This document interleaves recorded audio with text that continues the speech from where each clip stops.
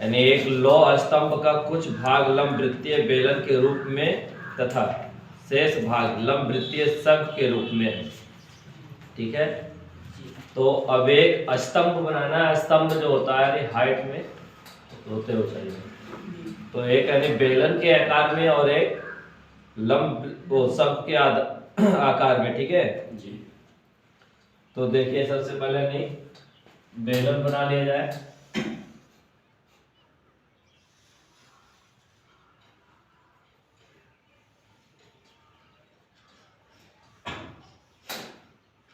बेलन हो गया। ठीक है, यानी इतना एक क्या है बेलन। अब बेलन के बाद कहा है शंख के आकार में, यानी कुछ हिस्सा उसका जो है शंख के आकार में है। तो शंख के लिए हम क्या करेंगे, ऊपर नहीं बढ़ा देंगे। ठीक है, अब ये शंख के आकार में हो गए। ठीक है, अब प्रश्न आगे फिर क्या है, शंख व बेलन प्रत्येक भाग की त्रिज्या 8 सेंटीमीटर है। ठीक है, अब शंख और बेलन की जो भाग का त्रिज्या है वो कितना है, 8 सेंटीमीटर। ठीक है, तो एक मिनट और। अब जैसे बेलन का जो मुख होता है नहीं गोल, ठीक है, ध्यान दीजिए। त्रिज्या जो होता है, त्रिज्या का मान जो लिया जाता है उस शंख यानी मध्य से ले जाते हैं। तो जैसे मध्य बिंदु से बना देते हैं। अब यहाँ का अनुमान कर देते हैं हम 8 सेंटीमीटर। ठीक है जी, ठीक है जी। और एक क्या त्रिज्या नहीं 8 से प्रति उसका देते हैं। तो उससे 8 नीचे लिख देते हैं त्रिज्या। ठीक है, 8 सेंटीमीटर त्रिज्या इसका हो गया और 8 सेंटीमीटर यहाँ था।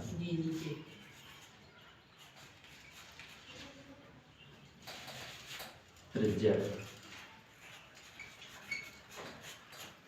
ठीक है, अब ये कंफर्म हो गया। और नियम में जो है यानी बेलन की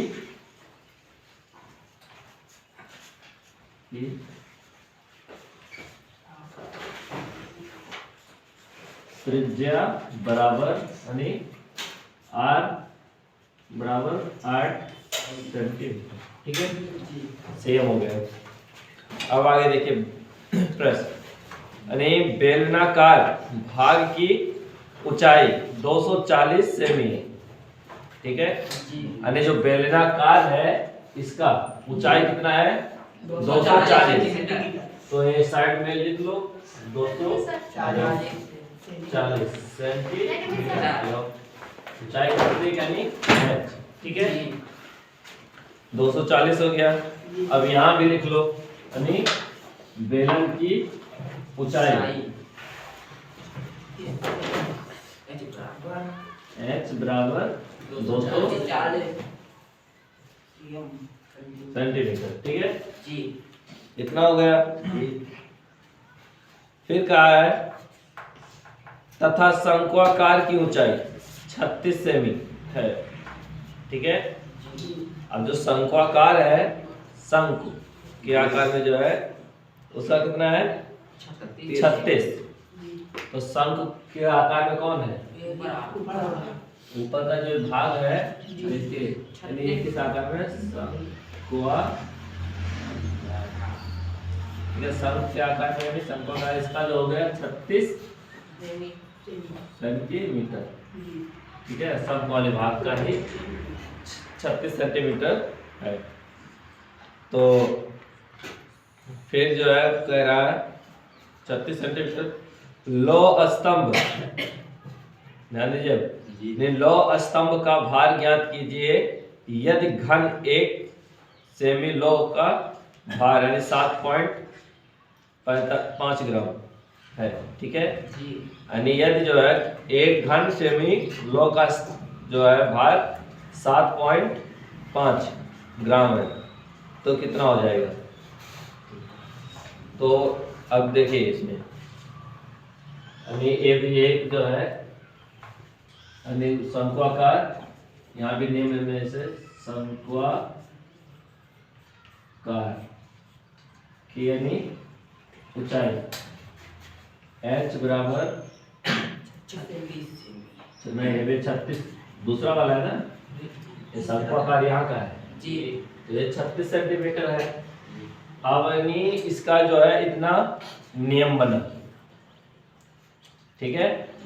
अब यानी नियम के आधार पर ये फिगर तैयार है। अब सूत्र लिखना है तो चलो सूत्र लिखो, बोल रहे हैं।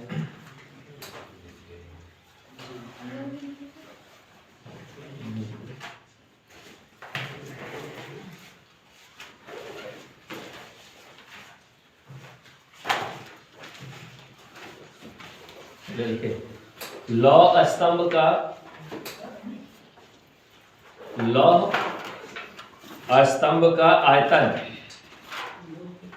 स्तंभ का आयतन बराबर लौह स्तंभ का आयतन बराबर बेलन का आयतन प्लस शंकु का आयतन, बेलन का आयतन प्लस शंकु का आयतन।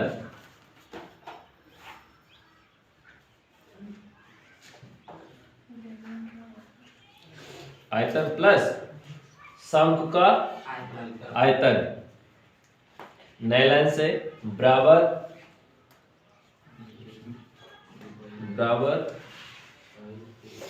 पाई स्क्वायर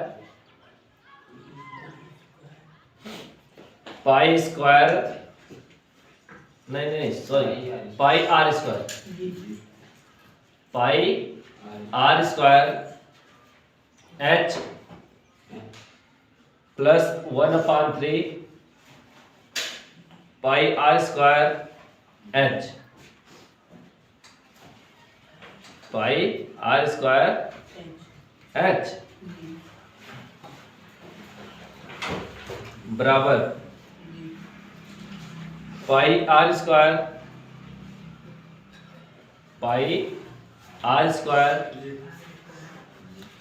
ब्रैकेट में h प्लस 1/3 साइड में लिख लीजिए h, ब्रैकेट बंद, ठीक है। सूत्र लिख चुके। अब देखिए नियम तो लिखा ही है बराबर। अब ध्यान दीजिए सूत्र के आधार पे जो है करना है तो सबसे पहले यानी पाई आर स्क्वायर, ठीक है जी, h यानी पाई आर स्क्वायर h जो है ये क्या पहला मान उसका सूत्र का यानी प्लस 1/3 और क्या है सूत्र बोलो पूरा, ध्यान नहीं रहा था। 1/3 के बाद क्या बोले हैं pi are square, pi are square h बराबर फिर पाई आर स्क्वायर ब्रैकेट में h प्लस 1/3 ये है स्मॉल ले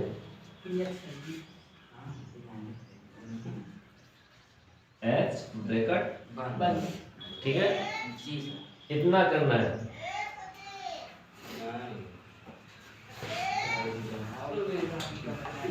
तो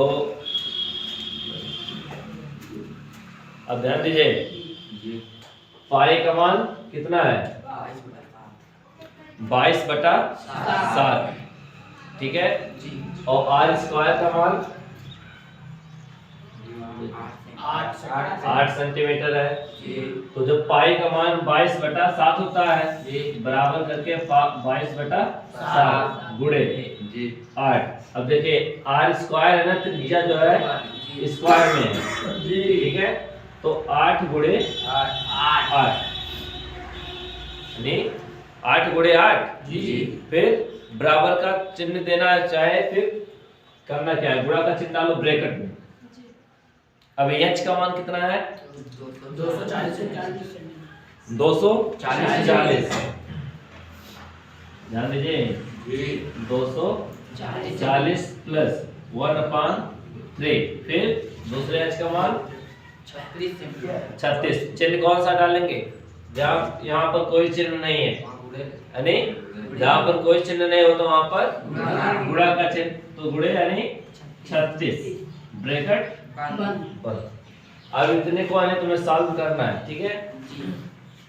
जब इतने को सॉल्व करना है तो क्या करेंगे, देखिए सबसे पहले तो ब्रैकेट को तोड़ते हैं, ठीक है। तो जैसे 3 करने 3 और बार किया यानी 36 हो जाएगा जी। अब यहाँ से देखिए फिर जो है बराबर करके 22/7 गुणे यानी 8 गुणे 8 गुणे ब्रैकेट में 240 प्लस यानी अब देखिए अब ये स्वयं से कट चुका है तो ये कुछ होगा तो है नहीं, 12 करने में यानी 12 ही होगा। अगर लिखना है तो गुणा करके भी लिखे तो और बड़ा हो जाएगा, लेकिन डायरेक्ट हम लिख देते हैं 12 करने में 12, ठीक है। क्योंकि भाई इसका हर एक है, इसका कुछ नहीं करना, क्या है कट जाएंगे जी। बटा इसका 1 कर दिया तो क्या एक एक खत्म, तो 12 स्वयं बचेगा जी, इसलिए 12 कर दे। अब ब्रैकेट में यानी प्लस है तो प्लस को भी रहने दो, पहले से इधर का हम फाइनल क्या कर लेते हैं गुणा जी। तो 8 गुणे 8, ठीक है, तो 8 का ही 64 यानी फिर 22 यानी 7 गुणे यानी 64, ठीक है जी। गुणे यानी फिर अब ब्रैकेट हटा देते हैं जी। तो ब्रैकेट इधर अभी रुकिए रहो 240 प्लस 12 अब यानी 64 का बटा 1, ठीक है। तो देखिए अब ये जो है किसी से कटेगा, किसी अंक से कटेगा, 7 64 तो कटेगा नहीं आपस में ही, तो अंश का गुणा अंश से और हर का गुणा हर से, ठीक है। तो जब इतना करेंगे यहीं से लिख देते बराबर से, ठीक है, बराबर यानी 22 का पारा 4 बार, तो 22 चौक कितना हो जाएगा 88 होगा जी। 88 के 8 और 22 छक्का, ठीक है 132 यानी 6 दूनी 12, 6 दूनी 12 एक हासिल 13, ठीक है। तो हो जाएगा कितना 132, और 132 में क्या करेंगे अभी हम 8 जोड़ना है, क्योंकि यहाँ 22 चौका कितना आया था 88 आया था, तो 88 के 8 लिख लिए हैं और अभी 8 जोड़ना है, तो 132 में 8 जोड़ेंगे कितना हो जाए कितना 40, हाँ 140 यानी अभी देखिए 7 का पौना एक बार 7 कम ना प्लस नहीं अभी मल्टीप्लाई करें यानी गुणे का चिन्ह है, फिर 240 प्लस 12, तो इसे 9 जोड़ के ही लिख देते हैं, यानी ब्रैकेट में है तो जोड़ देते हैं, तो कितना हो जाएगा 252 जी।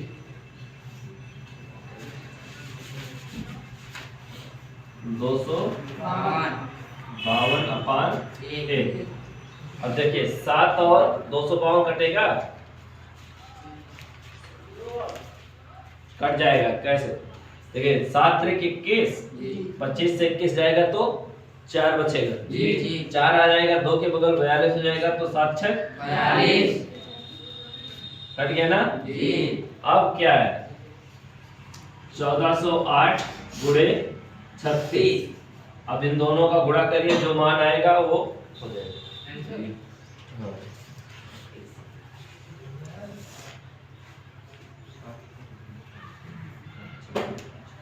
जल्दी गुणा करके बताओ।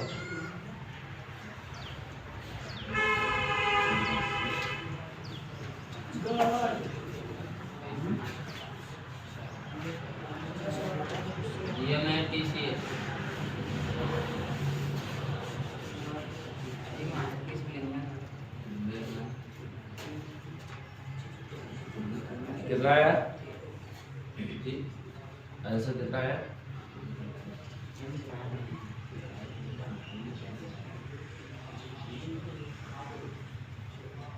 सर 41,888 कितना दे रहा है 41,000 888 888 जी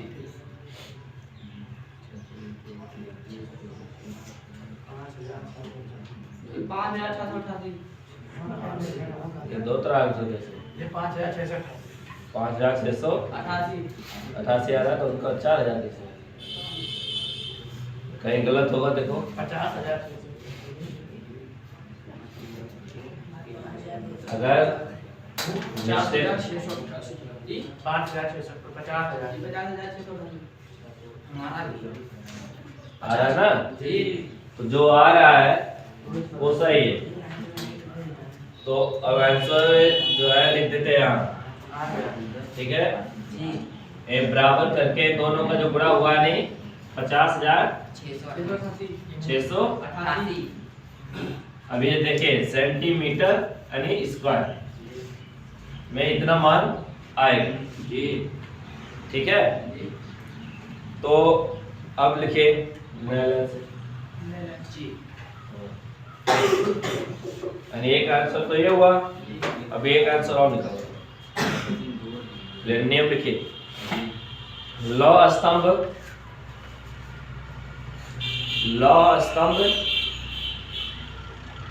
का भार बराबर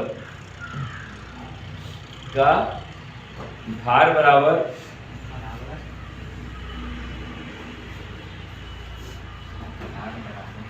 का भार बराबर लिखिए भार बराबर आयतन सेमी क्यूब में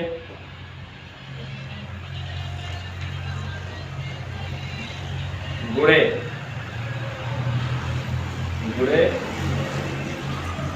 प्रति सेमी क्यूब का भार गुणे प्रति सेमी यानी सेंटीमीटर जी का भार, ठीक है? तो अब देखिए लास्ट में जो कहा है यानी यदि एक घन सेमी आ जाओ यही है मान, यानी लास्ट में ये कहा है यदि एक घन सेमी लौ का भार यानी 7.5 ग्राम है तब तो क्या होगा, ठीक है? तो इन दोनों का हमें करना क्या है, गुणा कर देना, ठीक है? तो जगह तो खाली नहीं है, मिटा दें या लिखना तो लिख लो।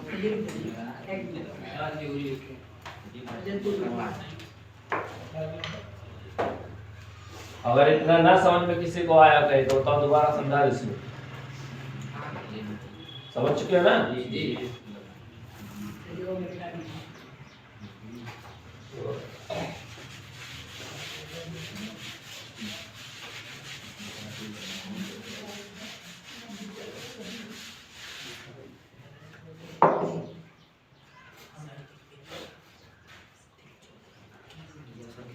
देखिए लौ स्तंभ का तो नियम लिखा दे तो नियम नहीं लिखनी, ठीक है? अब डायरेक्ट हम गुणा कर रहे हैं ब्रैकेट में जो अब देखिए आयतन कितना निकला है 50,688 गुणे और भार का मान कितना है 7.5, ठीक है? अपन भाई यही कहा है सेमी सेंटीमीटर का नहीं और आयतन का, तो दोनों का जब हम गुणा कर देते हैं तब ये निकालने के लिए क्या करेंगे, यही करना है फिर भार। और अब देखिए जब सेंटीमीटर में गए हैं तो यानी कहने मतलब अब चाहे किलोमीटर में परिवर्तन कीजिए चाहे किलोग्राम में, ठीक है?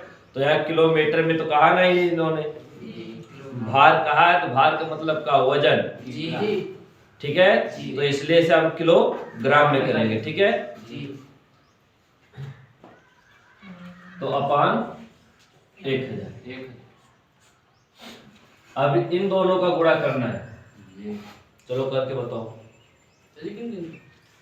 50,688 गुणे 7.5 और फिर 1000 से भाग करना है, ठीक है?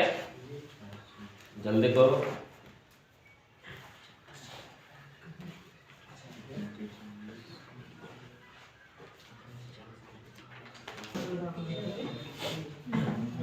ध्यान दो,